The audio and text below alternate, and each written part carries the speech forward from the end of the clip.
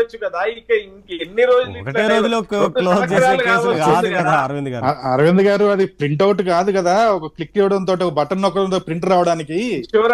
కిషోర్ అన్న గారు ప్రింట్అవుట్ ఏం కాదు, కానీ నేనేమంటా ఉన్నాను, ఇవాళ మా ప్రభుత్వం, ఇవాళ మా రాష్ట్రంలో ఉన్నటువంటి కాంగ్రెస్ ప్రభుత్వం గతంలో మేము 10 లక్షల ఫోన్ల ట్యాపింగ్ చేసిండ్రు అని చెప్పి వాళ్ళు మాట్లాడినరు. ఇవాళ ఉన్నటువంటి కొత్తగా కొలువుదీరినటువంటి ప్రభుత్వం ఆ రోజు నుంచి మొన్నటి వరకు వాళ్ళ సంఖ్యనే కరెక్ట్ లేదు సార్. దయించి నేనేమంటా ఉన్నాను అంటే, వాళ్ళ లోపల వాళ్ళకైనా క్లారిటీ వచ్చి, ఇవాళ వాళ్ళు అధికారంలో ఉన్నారు వాళ్ళే కాబట్టి, ఇవాళ మీరు ఎట్లాంటి దానికైనా మీరు విచారణకు మేము సిద్ధము అంటున్నాం, మేము పోతాము అంటున్నాం, దాన్ని క్లారిటీ చేయమని చెప్పి అంటున్నాం. ఇంకొకటి సార్, లీకులు ఇవ్వడం కాదు, ఇవాళ అధికారికంగా వాళ్ళు ఒక పత్రికా సమావేశాన్ని ఏర్పాటు చేసుకొని ఇక పలానా వాళ్ళు పలానా దాంట్లో నిందితులుగా ఉన్నారు అనేటువంటి విషయాన్ని కూడా ఇవాళ చెప్పవలసినటువంటి అవసరం ఉంది సార్. అంతెందుకు, గతంలో 4 రోజుల నుంచి వాళ్ళ కొలీగ్స్ అయినటువంటి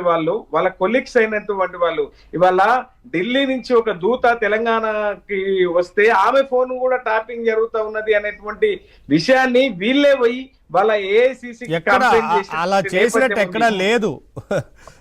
అరవింద్ గారు ఆరోపణలు మాట్లాడుతూ అదే మరి అట్లా కాదన్నా.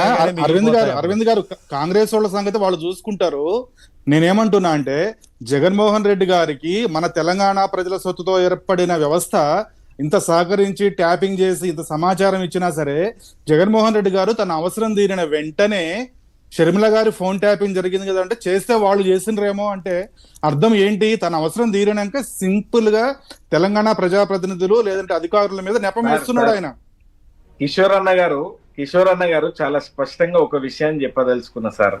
సరే, జగన్మోహన్ రెడ్డి గారు తీరలేదనేటువంటి విషయాన్ని పక్కకు పెడితే, మేము షర్మిల గారి ఫోన్ ట్యాపింగ్ చేయవలసినటువంటి అవసరం మాకు లేనే లేదు. ఆ పార్టీ ఆ రోజు వైఎస్ఆర్ టీపీ ఉన్నటువంటి పార్టీకి అవసరం లేదు, కానీ ఆ పార్టీకి సహకరించడం కోసం మీరు చేశారనేది కావు సార్. మేము 10 సంవత్సరాల పాటు ప్రజల సంక్షేమమే ధ్యేయంగా, అభివృద్ధి లక్ష్యంగా పనిచేసినటువంటి పార్టీ బీఆర్ఎస్ పార్టీ. కానీ ఎట్లాంటి ఇల్లీగల్ యాక్టివిటీస్ మేము చేయలేదు. చేస్తే ఆరోపణ అంటే కాదు. అరవింద్ గారు, కిషోర్ గారు రెస్పాండ్ అవుతున్నాడు, చెప్పండి కిషోర్ అన్న. ఇప్పుడు అక్కడ అన్నా చెల్లెల మధ్య తగాదాలు, కొంచెం పంపకాల్లో గొడవలు వస్తున్నమాట వాస్తవం.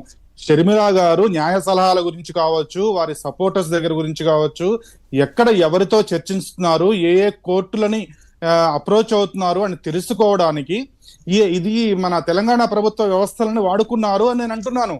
దానికి మన తెలంగాణ గత తెలంగాణ ప్రభుత్వము జగన్మోహన్ రెడ్డి గారికి పూర్తిగా సహకరించింది, మన వ్యవస్థని జగన్మోహన్ రెడ్డికి తాకట్టు పెట్టింది నేను అంటున్నాను అని కిషోర్ అన్న గారు మాట్లాడుతూ ఉన్నారు. కానీ నేను బీఆర్ఎస్ పార్టీగా నేనేం చెప్పదలుచుకున్నా అంటే, అన్న, ఈ లఘు చర్చ గొప్పగా పోతుంది.